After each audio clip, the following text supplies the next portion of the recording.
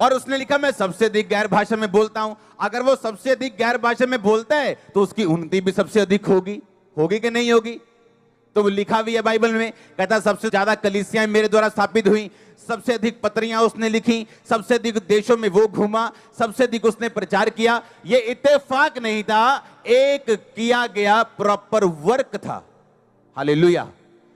तो ये बात आपको समझ आ गई आज कि जो भी मुझे करना है या खुदा मेरे लाइफ में करना चाहता है वो अपने आप पूरा नहीं होगा, मुझे उसके अगेंस्ट, उसके लिए कुछ काम करना है। लिखा सुलेमान यहोवा से प्रेम रखता था। पहला राजाओं 3 उसकी 3 आयत।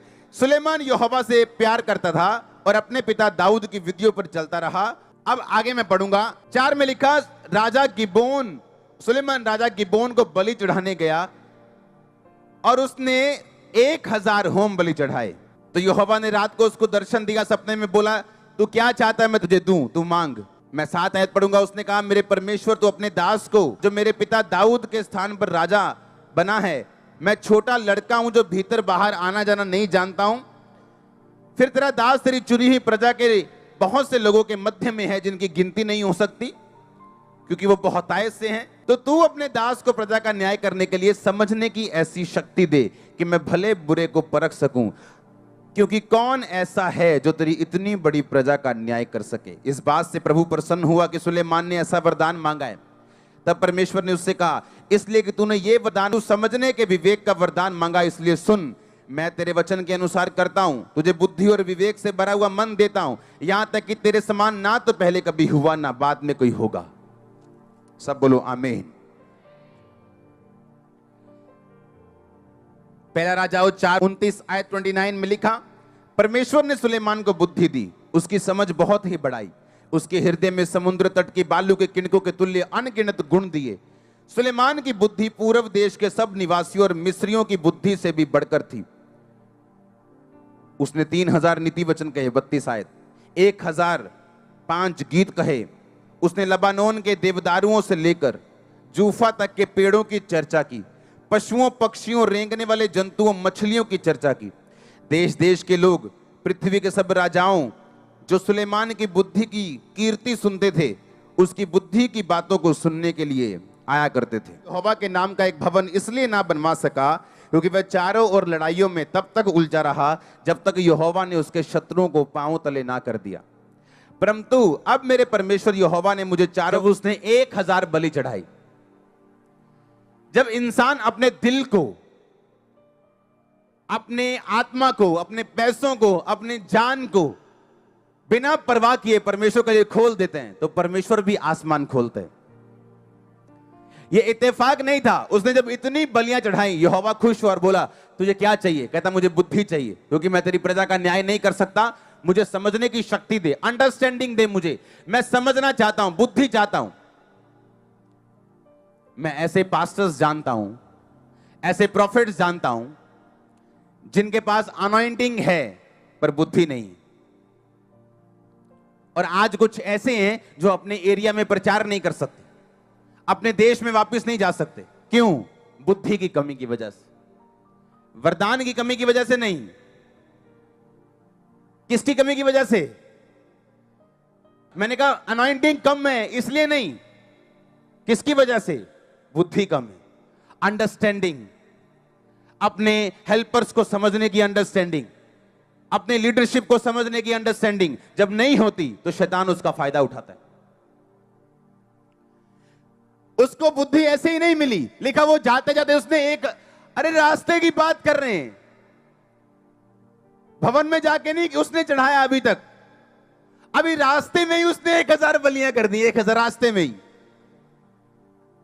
ये भवन जाते जाते ही उसने लाखों रुपया उड़ा दिया। भवन जाते जाते, अभी भवन पहुंचा भी नहीं। उसका हार्ट ओपन था खुदा के लिए। और परमेश्वर ने कहा मैं तुझे बुद्धि दूंगा, इतनी दूंगा धरती पे तेरे जैसा कोई बुद्धिमान नहीं होगा। सुनो, बुद्धि का कारण क्या था? बलि देना, सैक्रिफाइस करना, बीज बोना, परमेश्वर के लिए खुले होना। दूसरा लिखा उसने मछलियों की चर्चा की। वो कोई कवि नहीं था जो मछलियों की चर्चा कर रहा था, उसे मछलियों का बिजनेस करना आता था। बाइबल बताती है उसे घोड़ों का बिजनेस करना आता था, कहां से घोड़े लाके कहां बेचने उसे मालूम था, किस देश से कितना कर लेना है, किस देश से कितना टैक्स लेना है उसको मालूम था।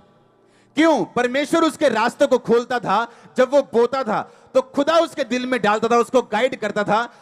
जब आप टाइट नहीं बोते, आप दशवान नहीं बोते, आप बीज नहीं बोते, सबसे बड़ा नुकसान जो आपकी लाइफ में होता है वो फाइनेंस का नहीं, आइडियाज का है। आइडियाज का वे बंद हो जाते हैं, यहां लॉक लग जाता है।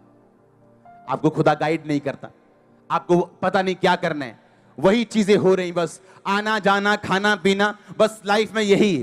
क्यों? आइडियाज का नुकसान है। हेवन आपके लिए दरवाजे बंद कर देते हैं, और सुलेमान के लिए इसलिए खुले थे। लिखा उसने मछलियों की चर्चा की, देवदारुओं से लेके, यानी पेड़ों से लेके, जूफा के पेड़ से लेके, उसे हर चीज मालूम थी। उसका भाव मालूम था, उसका मोल मालूम था, घोड़े मालूम थे, मछलियां मालूम थी। आज 80-85 किलो एक मछली होती, ब्लू फिन वाली, करोड़ों में बिकती है। वो 12 करोड़ में, 13 करोड़ में मछली जापान में आज भी उसकी बोली लगती। महंगी मछलियां हैं दुनिया में, करोड़ों में बिकती। उसको मालूम था कौन सी मछली महंगी, उसे बिजनेस मालूम था। क्यों? क्योंकि यहोवा के लिए दिल को खुला हुआ था उस। कितने मेरी बात को समझ रहे हैं? लिखा उसने कहा मेरे जीवन में लड़ाइयां नहीं, मेरे बाप के लाइफ में क्या थी? लड़ाइयां थी। इसका भी कारण है। आप जानते हैं लोग सुलेमान को एक व्यभिचारी के रूप में जानते हैं, क्योंकि उसने 700 शादियां की, 1000 शादियां की, हां या ना? पर वो व्यभिचारी नहीं था। बाद में परमेश्वर ने उसको जो सजा दी वो 700 शादियां करने के लिए नहीं दी, पर उन शादियों के कारण जब वो मूर्ति पूजा में गिर गया अपनी पत्नियों की, उसको तब सजा मिली। सुलेमान के आसपास 700 से लेके 1000 राज्य थे, और उसने हर राज्य की एक लड़की के साथ शादी कर ली थी।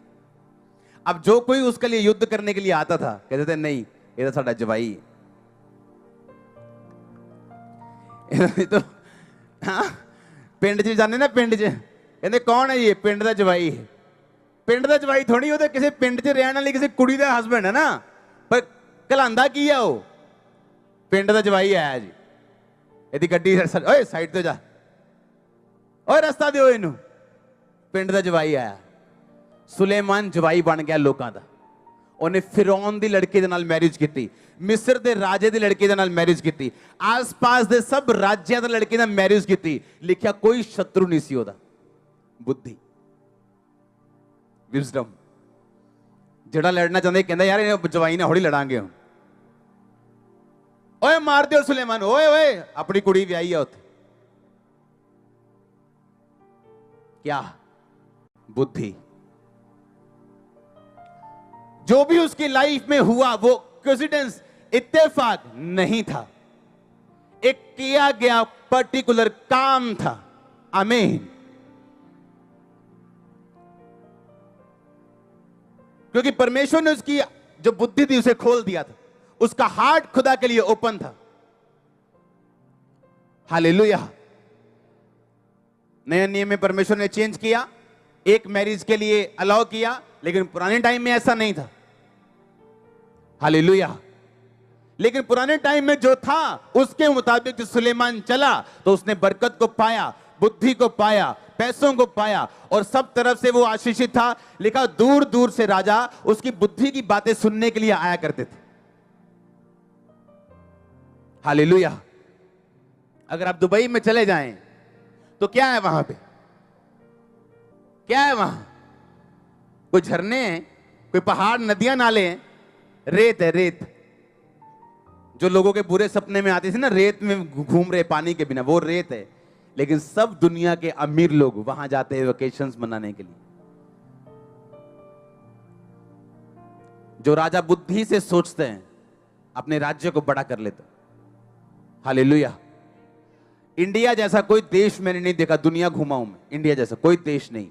यहां बारिश भी है, यहां धूप भी है, यहां बर्फ वाले पहाड़ भी हैं, दुनिया के ऊंचे ऊंचे पहाड़ भी हैं। हाँ, यहां पे रेगिस्तान भी है। हाँ, पंजाब जैसा एक राज्य भी है जहां चावल भी होते हैं, जहां कनक भी होती है, जहां गोभी भी होती है, टिंडे भी होते हैं, मूलियां भी होती है, सब होता है। कहीं नहीं ऐसा होता।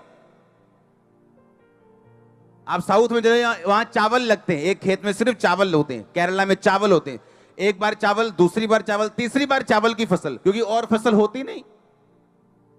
इतने ब्लेस्ड होने के बावजूद भी अगर बुद्धि नहीं लगाएंगे तो देश कहीं नहीं जाता। हालेलुया। इसीलिए कई बार पूरे देश का भला सोचने के लिए परमेश्वर ऐसे लोगों को चुनता है जिनमें बुद्धि हो। हालेलुया। सुलेमान के अंदर बुद्धि थी क्योंकि खुदा के लिए मन खुला है। अभी भवन जाते जाते 1000 बलियां कर दी, भवन जाके क्या करेगा बंदा? ये आपकी लाइफ में जो भी होगा अपने आप नहीं होगा, आपको उसके लिए काम करना पड़ेगा आपको, और फोकस के साथ करना पड़ेगा। आज चर्च में, कल कहीं और हैं, कल शादी में दारू पी ली, आज चर्च में जय जयकार कर ली, आप कहीं पहुंचेंगे नहीं। खुदा प्यार तो आपसे करेगा, माफ कर देगा, खाना दाना पानी सब चलेगा, पर वो आपको बड़ी मर्जी पूरी नहीं कर पाएगा जो आपके लिए रखी है परमेश्वर ने। क्योंकि अगर आप बाइबल पढ़ के देख लें ध्यान से, कुछ भी अपने आप नहीं हुआ। अब्राहम उस टाइम की गवर्नमेंट से ज्यादा अमीर था, इसहाक अपनी गवर्नमेंट से ज्यादा अमीर था। हालेलुया। परमेश्वर आपको बड़ा करना चाहता है, वो आपको हाथ फैलाने वाला नहीं, ऐसे वाला करना चाहता है।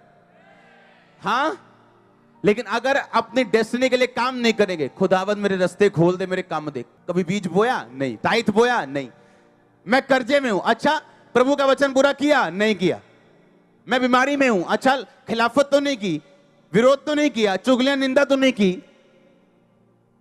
अरे परमेश्वर बड़े बड़े अनॉइंटेड पास्टर्स को बीमार कर देता जब वो दूसरे पास्टर के खिलाफ बोलते। तो विश्वासी क्या चीज है? जाओ सुनो दुनिया में गवाहियां। हालेलुया। आपका मेंटर, उसकी अनॉइंटिंग परफेक्ट है, चाहे मेंटर परफेक्ट ना हो, उसकी अनॉइंटिंग क्या है?